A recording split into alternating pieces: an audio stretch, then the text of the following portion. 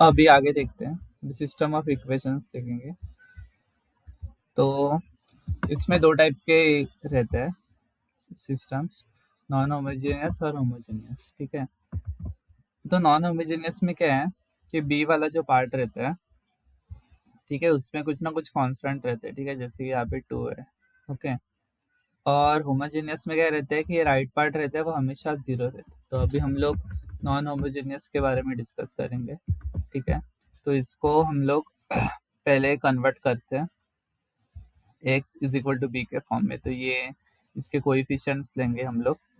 ठीक है, 2 1 4 ये सब, और ये x को हम लोग ऐसे लिखेंगे। ओके, और फिर उसके बाद b है वो कांस्टेंट मैट्रिक्स रहता है, तो इसमें सिर्फ कांस्टेंट्स रहते हैं। तो ये जो है इज इक्वल टू के ये साइड का वो यहाँ पे आएगा। ओके, तो अभी हम लोग देखेंगे कि एक ऑगमेंटेड मैट्रिक्स रहता है। तो वो क्या रहता है कि अभी ये ए ऑगमेंटेड बी। ओके, तो यहाँ पे क्या कर रहे हैं कि हम लोग ये जॉइंट कर दे रहे हैं ये और ये। ओके, तो जो नया मैट्रिक्स बन रहा है उसको हम लोग बोलते हैं ऑगमेंटेड मैट्रिक्स। ओके, ये वाला पार्ट एंड ये वाला पार्ट अगर हम लोग मर्ज कर रहे हैं तो उसके बाद अभी इसका थोड़ा टर्मिनोलॉजी देखते हैं। तो ये ए जो है ये वाला, तो ये क्या रहता है एम क्रॉस एन। ओके, ठीक है, तो ये 4 क्रॉस 3 है यहाँ पे, और ये एन क्रॉस 1। तो एक्स तो हम लोग को पता नहीं रहता, वो फाइंड आउट करना रहता है। ठीक है, तो यहाँ पे 3 क्रॉस 1 का है। ठीक है, तो ये और ये सेम रहेगा इसके वजह से।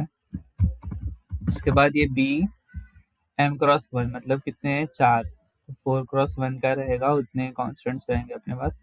इसको कांस्टेंट मैट्रिक्स बोलते हैं, इसको कोएफिशिएंट मैट्रिक्स बोलते हैं, बिकॉज हम लोग यहाँ पे कोएफिशिएंट से डील कर रहे हैं। अभी यहाँ पे क्या है m is equal to number of equations. ठीक है, तो यहाँ पे इक्वेशन कितने हैं 1 2 3 और 4, तो ये 4 इक्वेशन हो गए। नंबर ऑफ वेरिएबल्स कितना है 3, तो यहाँ पे 3 है m इंटू एन, तो ये 3 है, तो हम लोग के पास 3 इक्वेशन रहेंगे। ओके, फिर उसके बाद x is equal to solution of system slash variable matrix vector. ठीक है, तो ये जो है ये सॉल्यूशन है, तो ये हम लोग देखते हैं कैसे फाइंड आउट करते हैं। अभी हम लोग कुछ टर्मिनोलॉजी देखते हैं। अगर m is greater than n, तो मतलब नंबर ऑफ इक्वेशन अगर n से ग्रेटर है, ठीक है, मतलब नंबर ऑफ इक्वेशन वेरिएबल से ग्रेटर है, तो हम लोग बोलेंगे ओवर डिटरमाइंड। ओके, तो ये ओवर डिटरमाइंड है अभी जो एग्जांपल देख रहे हो। फिर अगर इक्वल है तो इक्वली डिटरमाइंड बोलेंगे, और लेस है नंबर ऑफ इक्वेशंस n से, तो बोलेंगे अंडर डिटरमाइंड। ओके, अभी नेचर ऑफ सॉल्यूशंस देखते हैं क्या देखते हैं। तो अभी यहाँ पे देखेंगे कि इसको अगर हम लोग सॉल्व करेंगे तो ये कैंसिल आउट हो जाएगा। तो ये 3x इज इक्वल टू 9, तो x की वैल्यू 3 आई और y की वैल्यू 1। तो इसका ये इक्वेशन के लिए एक ही सॉल्यूशन है, जो कि x की वैल्यू 3 और y की value -3, that is unique solution exist. तो वो अगर उसको डायग्राम में बनाएंगे तो वो एक पॉइंट पे इंटरसेक्ट करता है। ओके, अगर ये वाले के लिए देखेंगे तो यहाँ पे देखेंगे 2 2 ज़ा 4, 3 3 ज़ा 6, 5 2 ज़ा 10। तो अगर हम लोग कुछ भी डबल करेंगे तो सब कुछ कैंसिल आउट हो जाएगा, राइट। तो जैसे कि इसको अगर हम लोग 6 बना रहे हैं तो ये भी 4 हो जाएगा, और सब्ट्रैक्ट करने का ट्राई करेंगे तो ये भी कैंसिल एंड ये भी 10 हो जाएगा, तो सब कुछ कैंसिल। तो एक्स और वाई का वैल्यू हम लोग कुछ भी पुट कर सकते हैं। ठीक है, तो एक्स को अगर 1 पुट किया, ठीक है, यहाँ पे 1 डाला, तो वाई का वैल्यू भी 1 आएगा, 3 + 2 5। अगर x को 2 डाला तो 2 2 ज़ा 4 और 9, तो 3 का वैल्यू 4 और 1, तो यहाँ पे 1 आ जाएगा, तो y का वैल्यू -1 आएगा। तो ऐसा हम लोग कुछ भी पुट करके हम लोग के पास इन्फिनिट सॉल्यूशन आएंगे। ओके, तो ये इन्फिनिट सॉल्यूशन एग्जिस्ट, तो इसमें क्या रहते हैं लाइन्स ओवरलैप करते हैं एक दूसरे के ऊपर।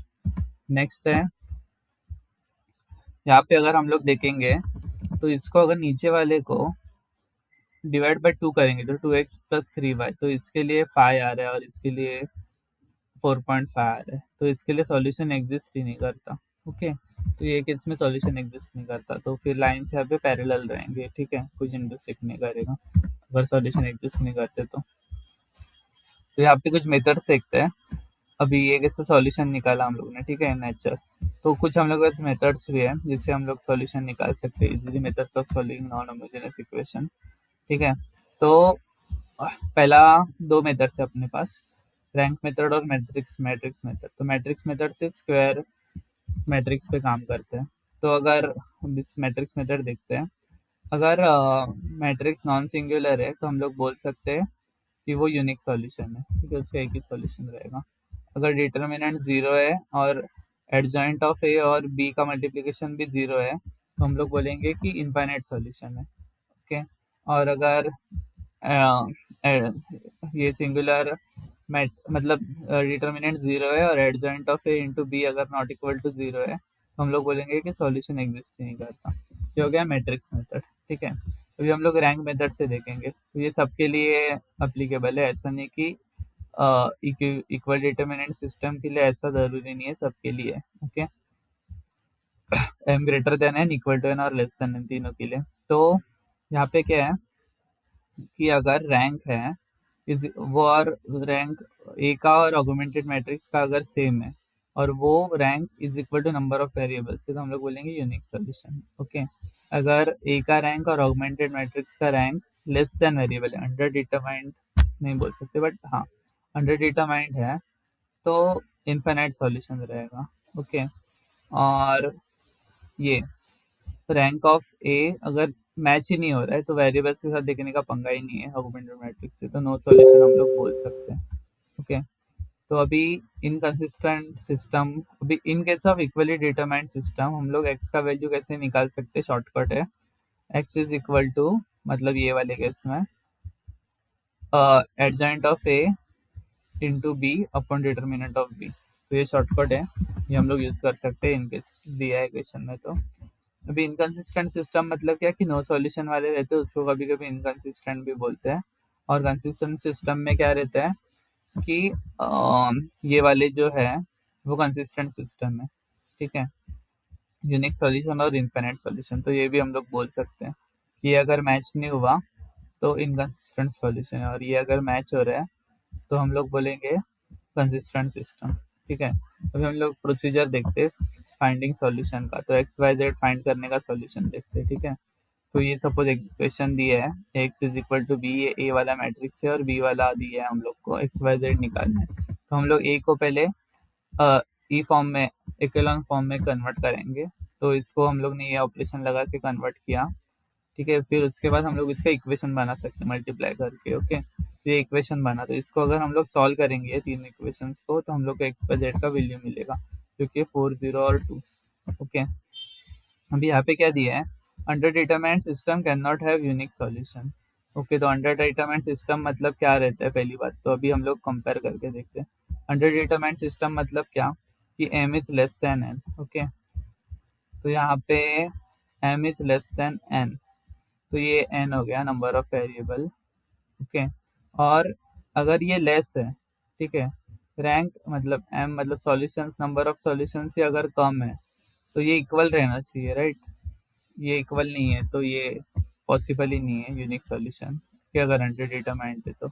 Under determined non homogeneous system if consistent, that is rank of A is equal to augmented matrix का rank, always constant, always consist infinite solution, मतलब लेस देन है, ठीक है। तो less than number of variable मतलब under determined, और वो लोग बोल रहे हैं कि ये वाला कंडीशन भी है, ठीक है। तो ये वाला कंडीशन भी है, ये केस में हम लोग क्या बोलेंगे, ऑलवेज कंटेन इनफाइनाइट सॉल्यूशन, ठीक है। तो ये वाला टेबल बहुत इंपॉर्टेंट है, देखो नीचे वाले प्रॉपर्टी भी सेटिस्फाइड हो रहे हैं इससे, okay. B for over determined, ठीक है। तो ओवर डिटरमाइंड में क्या कि ये वाला नंबर ऑफ वेरिएबल्स ग्रेटर भी हो सकता है, ओके।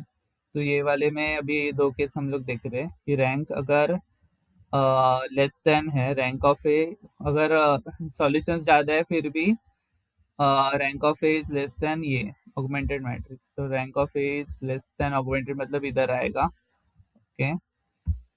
और तो फिर क्या आएगा, नो सॉल्यूशन, डायरेक्टली हम लोग बोल सकते हैं। अगर ये मैच नहीं हो रहा है तो हम लोग को पता है कि डायरेक्टली नो सॉल्यूशन है। और अगर इक्वल है, ठीक है, इक्वल है दोनों भी, तो हम लोग क्या करेंगे कि अभी फिर वो डिपेंड करते हैं, ठीक है। कि वो is equal to number of variables है कि ये है less than number of variables है, तो उसके बेसिस पे वो यूनिक रहेगा या फिर इनफाइनाइट रहेगा। ओके,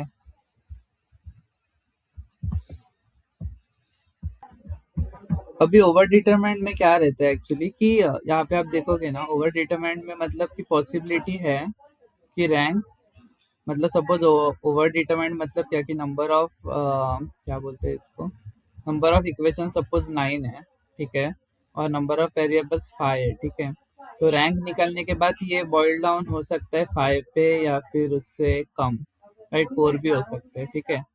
जितने सॉल्यूशंस है उसमें से कुछ कम हो जाएगा, ठीक है। जैसे ये 4 सॉल्यूशन है तो अगर रैंक निकालेंगे तो 2 पे भी आ सकता है वैसा, इसलिए ये दोनों एलिजिबल है।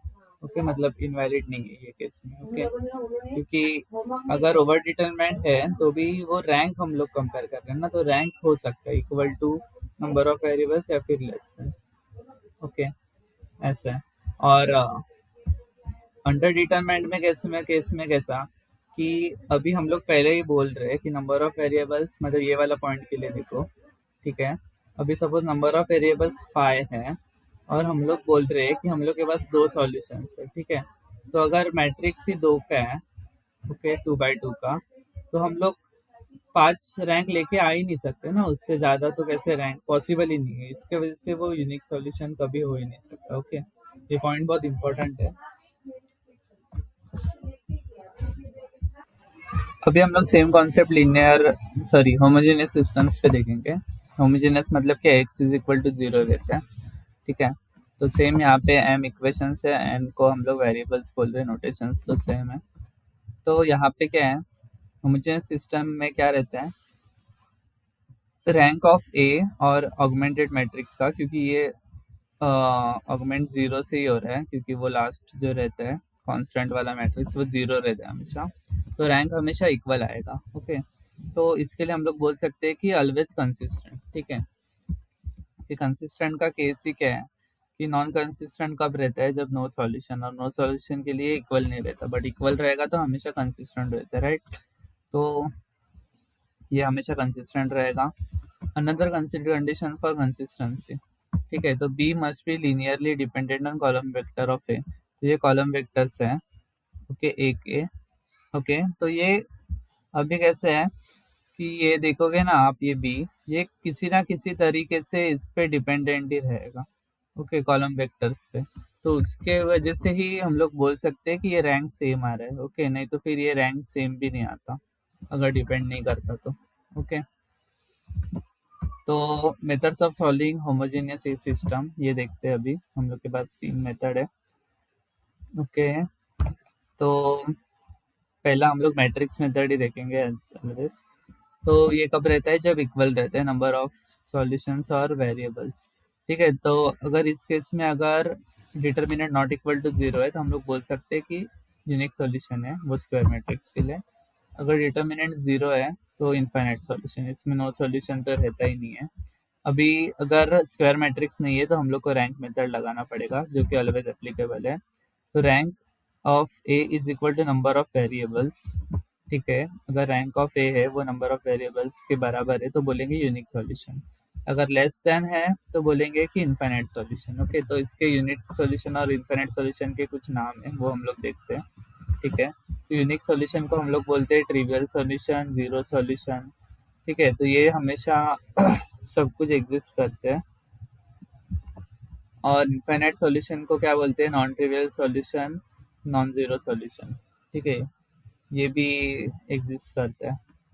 ओके, अकॉर्डिंग टू कंडीशन, मतलब अगर कंडीशन रहेगा तो इनफाइनाइट सॉल्यूशन है, तो नॉन ट्रिवियल सॉल्यूशन रहेगा, जीरो सॉल्यूशन भी रहेगा ही, ठीक है। तो मतलब हम लोग बोल सकते हैं कि ये सबके अलग अलग नाम है, क्योंकि होमोजेनियस के केस में सब सेम ही बिहेव करते हैं, ठीक है। मतलब यूनिक सॉल्यूशन है तो ट्रिवियल सॉल्यूशन भी रहेगा, जीरो सॉल्यूशन भी रहेगा। अभी जीरो सॉल्यूशन और नो सॉल्यूशन इक्वल नहीं है, क्योंकि नो सॉल्यूशन के केस में हम लोग को पता नहीं रहता एक्स की वैल्यू क्या है। ओके, क्योंकि हम लोग को पता नहीं है ना एक्स वाई जेड का वैल्यू क्या है, बट जीरो सॉल्यूशन के केस में पता है कि एक्स वाई जेड का वैल्यू 0 है। ओके, भी कुछ पॉइंट्स है वो देखते हैं। Under determined homogeneous system always contain infinite solution, तो ठीक है। अंडर डिटरमाइंड मतलब रैंक भी कम रहेगा, अगर रैंक कम है नंबर ऑफ वेरिएबल्स से तो डेफिनेटली इनफाइनाइट सॉल्यूशन, तो ये प्रॉपर्टी तो करेक्ट है। उसके बाद क्या है, x plus y plus z is equal to zero, तो ये वाले टर्म के कंटेक्स्ट में अगर x plus y is equal to zero है तीनों भी, तो जीरो जीरो जीरो तो आएगा ही, तो जीरो सॉल्यूशन भी हो गया। ठीक है, अभी जीरो सॉल्यूशन, अभी ये वाला थोड़ा प्रूफ करके दिखा रहे हैं। ठीक है, नहीं नहीं, ये एक केस है पॉइंट जिसमें दोनों वैलिड रहेगा। ठीक है, तो ये x plus y plus z zero रहेगा, तो जीरो सॉल्यूशन तो रहेगा। जीरो सॉल्यूशन है तो मतलब x plus y plus z है, तो ये वन माइनस वन जीरो भी आएगा, फिर ये भी आएगा, क्योंकि इस तीनों का सम जीरो है, ये भी आएगा। ऐसे बहुत कुछ बन सकता है, तो हम लोग बोल सकते हैं इनफाइनाइट सॉल्यूशन। ओके, कुछ भी करके हम लोग इनफा जीरो ला सकते हैं सम। तो आप लोग अभी इसके में से कुछ लेते हैं, let let x one is equal to ये, इसको एक्स वन लिया, फिर मल्टीप्लाई विद एनी कांस्टेंट, तो इसको कुछ कांस्टेंट से मल्टीप्लाई कर रहे हैं। ठीक है, तो इसके भी इनफाइनाइट सॉल्यूशन रहेंगे। ठीक है, फिर अभी इसको लिया एक्स टू, ओके, इसको भी कांस्टेंट से मल्टीप्लाई किया, तो इसके भी इनफाइनाइट। एक्स थ्री को लिया, ठीक है, एक्स थ्री मतलब कुछ तो लिया अलग। ओके, अभी इसके भी इनफाइनाइट सॉल्यूशन रहेंगे। ठीक है, मतलब ये इसके कंटेक्स्ट में नहीं है, रैंडमली लिए। ओके, ये अलग है, ये वाला नहीं देखना है अपने को अभी। ओके, ये अलग है, लेट वाला पार्ट अलग है। तो ये एक्स थ्री का नहीं, तो फिर देखो ना, ये तीनों का सम जीरो नहीं है। ओके, तो ये भी एक्स थ्री कुछ लिया है जिसके भी इनफाइनाइट सॉल्यूशन है। पर यहाँ पे हम लोग देखेंगे x three is equal to x one plus two x two, तो एक्स थ्री ये है, वो क्या है, x one plus two x two. Okay, तो ये अगर हम लोग ऐड करेंगे, ठीक है, तो जैसे कि अभी इसको ही देखो, वन प्लस टू थ्री, फिर ये टू इंटू एक्स टू ना, x three plus two x two, तो ये minus one plus two into zero minus one, तो ये करेक्ट है। ठीक है, तो ये ऐसा हो गया। तो अभी अभी हम लोग को पता चले इक्वेशन मिला, एक्स थ्री का सेम एक्स फोर का मिला, एक्स फाइव का मिला। तो यहाँ पे हम लोग देख सकते हैं कि सब कुछ एक्स वन और एक्स टू से ही मिल रहा है हम लोग को, राइट। ये भी एक्स वन एक्स टू से मिल रहा है, ये भी एक्स वन एक्स टू से मिल रहा है। तो हम लोग बोल सकते हैं कि all are linear dependent on x one and x two, that is only x one and x two are, मतलब एक्स वन और एक्स टू ही एक इसमें क्या है, लीनियर इंडिपेंडेंट है। ओके, बाकी सब उस पर डिपेंडेंट है। अभी नल स्पेस मतलब क्या, तो नल स्पेस का मैं दिखाता हूँ डेफिनेशन। ठीक है, null space of a matrix is set of all vectors when multiplied by matrix the result is zero vector। ठीक है, मतलब essentially finding solution to the equation x is equal to zero। ठीक है, where x isn't zero, तो x zero छोड़ के जो भी है, मतलब अभी ये जीरो वाला छोड़ के जो भी बाकी का बचा हुआ है, ये अपना नल स्पेस में आ जाएगा। ठीक है, क्योंकि ये x के सॉल्यूशन है, राइट। तो ये यहाँ पे लिखा भी है, contains various solutions of homogeneous equation, इसको ही हम लोग नल स्पेस बोलते हैं। ठीक है, आगे देखते हैं। So number of linear independent solution of X is equal to zero is equivalent to nullity of A. ठीक है, तो अगर हम लोग को number of linear independent solution निकालने हैं, कितने हैं, ठीक है, x is equal to zero ये इक्वेशन के, तो उसको हम लोग कैसे निकाल सकते हैं, number of columns minus rank of A. ठीक है, तो जितने कॉलम्स है उसमें से रैंक को अगर माइनस करेंगे तो हम लोग को मिलेगा। ठीक है, number of linear independent solutions. तो इसमें if A is M cross M then column space, तो कॉलम स्पेस मतलब क्या, set form by all the linear combination of columns of A. और रो स्पेस मतलब क्या, कि same set form by all linear combination of rows of A. ठीक है, तो वो हम लोग क्या रहता है, हम लोग एग्जाम्पल दिखाता हूँ मैंने निकाला है। तो कॉलम स्पेस का है, तो यहाँ पे देखेंगे one two three four five six, suppose ऐसा है। ठीक है, वन टू थ्री और फोर फाइव सिक्स, ये ऐसा मैट्रिक्स है सपोज। ठीक है, तो इसका अगर कॉलम स्पेस निकालना है, तो अभी यहाँ पे एग्जांपल देख सकते हैं। तो कॉलम स्पेस आएगा वन और फोर। ठीक है, वन और फोर, फिर टू और फाइव, और थ्री और सिक्स, ऐसा। ओके, और अगर रो स्पेस बोलेंगे तो one two three comma four five six, ऐसा। ये सेट को हम लोग रो स्पेस बोलेंगे। ओके, तो अगर हम लोग को डायमेंशन निकालना है, तो हम लोग रैंक रैंक ऑफ ए ही डायमेंशन रहता है कॉलम या फिर रो स्पेस का। ओके, अभी ax is equal to lambda x, ठीक है, ये इक्वेशन है। तो इसमें लैम्बडा मतलब क्या, आइगन वैल्यू, जो रियल रह सकते हैं, कॉम्प्लेक्स रहता है या फिर जीरो रहता है, ओके, रह सकता है। और एक्स मतलब क्या, कि आइगन वेक्टर, जो कि नॉन जीरो रहना चाहिए हमेशा, ओके। तो ये क्या, स्क्वायर मैट्रिक्स है ए जो है वो। सो necessary condition for existence of non zero eigen vector, अभी नॉन जीरो आइगन वेक्टर निकालना है। तो नेसेसरी कंडीशंस क्या है, कि rank of A minus lambda आए, ठीक है, वो जो नंबर ऑफ वेरिएबल से कम रहना चाहिए, ठीक है। और हम लोग बोल सकते हैं या फिर ए माइनस लैम्बडा का डिटर्मिनेंट निकालने का, ठीक है, अगर रैंक नहीं निकालना है तो वो अगर जीरो रहेगा तो अ, हम लोग बोल सकते हैं कि वो नॉन जीरो आइगन वेक्टर है, ओके, चेक करने के लिए। Where as the values of lambda are called, तो लैम्बडा को हम लोग पता है, हम लोग को आइगन वैल्यू बोलते हैं या फिर आइगन रूट्स बोलते हैं या फिर कैरेक्टर वैल्यू या फिर character root, latent root, special values, ये सब बोलते हैं। तो कुछ प्रॉपर्टीज देखते हैं आइगन वैल्यू और आइगन वेक्टर की। तो total number of eigen values अगर हम लोग को निकालना है, तो जो ऑर्डर रहता है स्क्वायर मैट्रिक्स का वही रहता है। तो उसमें जो आइगन वैल्यूज है वो रिपीटेड भी हो सकते हैं, 0 0 1 1, तो सबको अलग अलग कंसिडर करने का, ठीक है। तो जैसे 4/4 है तो उसके 4, ऐसा, ओके। ये एग्जांपल दिया मैंने आइगन वैल्यूज का। फिर sum of eigen values is equal to trace of A, trace मतलब क्या, डायगोनल एलिमेंट्स का सम। तो lambda one, lambda two, lambda three, ये सब का अगर हम लोग को वैल्यू निकालना है सम का, तो ट्रेस निकाल के हम लोग निकाल सकते हैं। अगर प्रोडक्ट बोला, हम लोग क्या करेंगे, डिटर्मिनेंट निकाल सकते हैं, जो मैट्रिक्स दिया स्क्वायर मैट्रिक्स इसका, तो हम लोग को प्रोडक्ट ऑफ आइगन वैल्यूज मिलेगा, ठीक है। तो अगर हम लोग को बोला है कि आइगन वैल्यू जीरो है और डिटर्मिनेंट पूछा है, तो डिटर्मिनेंट हमेशा जीरो ही आएगा वो मैट्रिक्स के लिए, okay. So number of non zero eigen value of A, important point है, is less than equal to rank of A, okay. तो नॉन जीरो आइगन वैल्यू से, ठीक है, अगर वो less than equal to rank of A है, तो example देखते हैं। इफ इसका अगर रैंक है 4, ओके, तो इसका अभी हम लोग देखेंगे has at least to eigen value 0,0।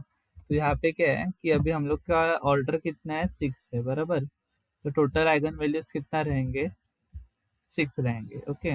और यहाँ पे बताया कि टोटल नॉन जीरो कितने हैं, 4 है, ओके। मतलब रैंक या उससे कम रहेंगे, बराबर। जितना रैंक है उतना मैक्स लेगा, तो 4 उन्होंने बताया, रैंक 4 है। तो हम लोग को इतना पता चलेगा कि एटलीस्ट 2 तो रहेंगे, क्योंकि बराबर हम लोग ने मैक्स वैल्यू ले, ये मैक्सिमम वैल्यू रैंक का क्या हो सकता है, मतलब नॉन जीरो का 4 रहेगा, बराबर।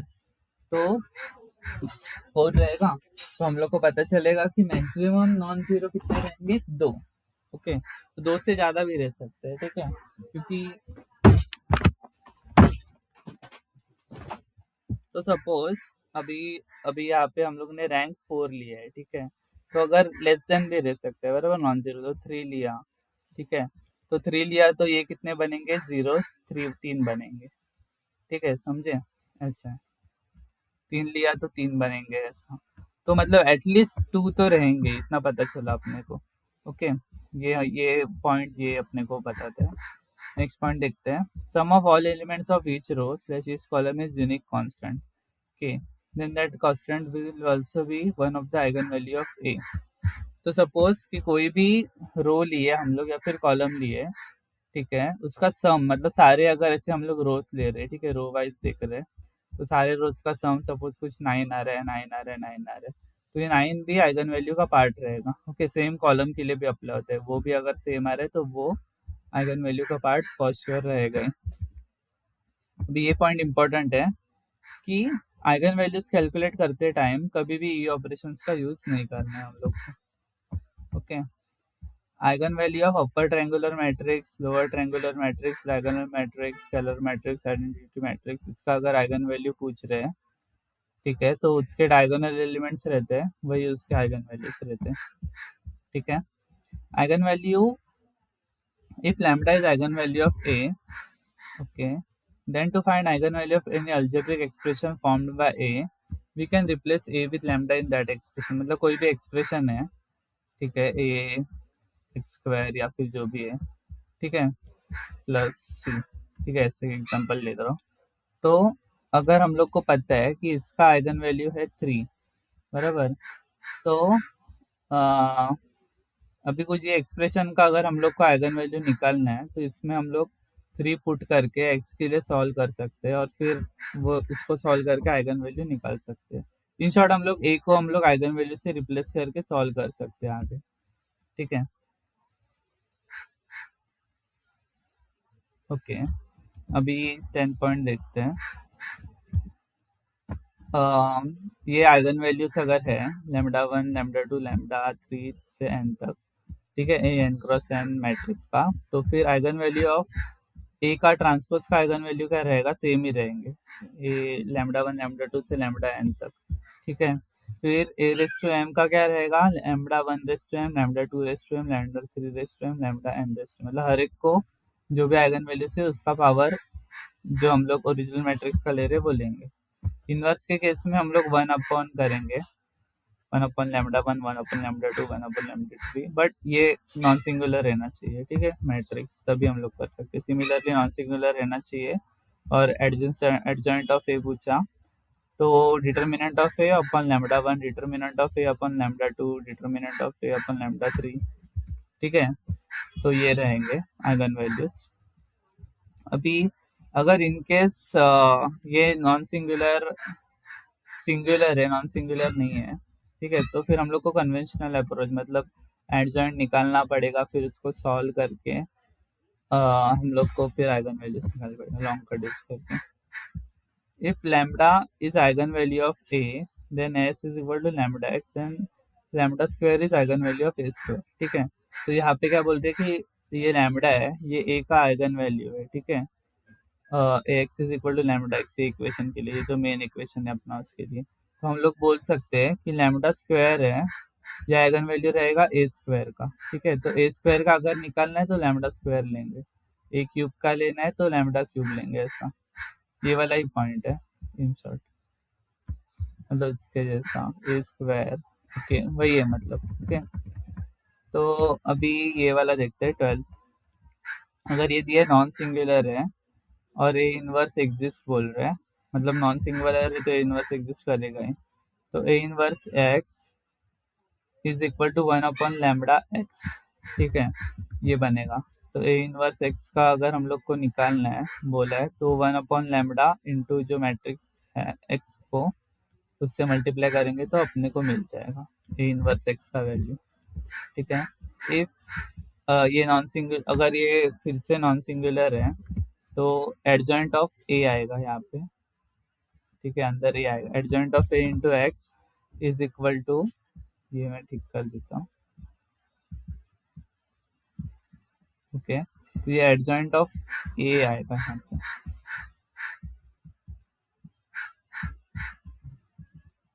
ठीक है। तो एडजॉइंट ऑफ ए अगर है और इंटू एक्स है, तो इसका ये फॉर्मूला आएगा, determinant of A upon lambda into x, ठीक है। तो हम लोग यहाँ पे क्या कर सकते हैं कि बोल सकते हैं कि lambda determinant of A upon lambda ये एडजॉइंट ऑफ ए का आइगन वैल्यू है, ओके। तो A X is equal to lambda X, ऐसा यहाँ पे लेंगे, ये पुट करेंगे, तो हम लोग सब्स्टिट्यूट करेंगे, तो ए क्या है, एडजॉइंट ऑफ ए, तो ये ए बन गया। भी इसका एडजॉइंट ऑफ ए का अगर हम लोग को चाहिए तो ये लैम्बडा का जो वैल्यू है, मतलब determinant of A upon lambda, ये आइगन वैल्यू बन जाएगा, ओके। तो ये क्विकली सॉल्व करने के लिए काम आता है ये सब। अभी नेक्स्ट देखते हैं, equivalent matrix have same rank but may have different determinant as well as different eigen values, ये तो हम लोग को पता ही है, ठीक है। सिर्फ रैंक सेम रहता है, बाकी चीजें सेम रहेगी कि नहीं, not necessary. Various theorem based on eigen values, ठीक है। तो आइडम पोटेंट, तो ए स्क्वायर इज इक्वल टू ए रहेगा, ठीक है। तो उस केस में आइडम पोटेंट बोलते हैं हम लोग, तो उसमें डिटर्मिनेंट ऑफ ए या तो 0 रहेगा या फिर 1 रहेगा, ठीक है। अगर आइडम पोटेंट है तो आइगन वैल्यू 0 रहेगा, 1 रहेगा या फिर दोनों रहेगा, ठीक है, ये इंपॉर्टेंट पॉइंट है, okay. A square is equal to A, इसको आइडम्पिडम बोलते हैं, आइडम्पोटेंट। इनवॉलेंट्री मतलब क्या, A square is equal to I. ठीक है, अगर इनवॉलेंट्री है तो डिटर्मिनेंट 1 रहेगा या फिर -1 रहेगा, और वो केस में आइगन वैल्यू क्या रहेगा, लैम्डा इज इक्वल टू 1, -1 और बोथ, ये 1 रहेगा, -1 रहेगा या फिर दोनों रहेगा। शॉर्ट, अभी अगर 2x2 का मैट्रिक्स है और उसका कैरेक्टरिस्टिक इक्वेशन लिखने बोल रहे हैं तो कैसे हम लोग लिख सकते हैं, lambda square minus trace of A और प्लस डिटर्मिनेंट ऑफ ए। तो lambda square minus trace of A lambda plus determinant of A is equal to 0। इसमें अगर वैल्यूज डालेंगे तो हम लोग को कैरेक्टरिस्टिक इक्वेशन मिल जाएगा।